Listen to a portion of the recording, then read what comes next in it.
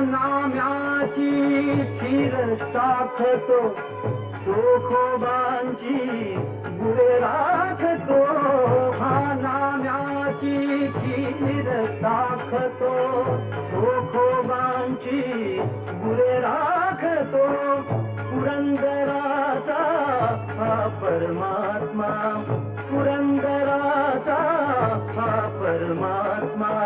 वाली दामाजीचा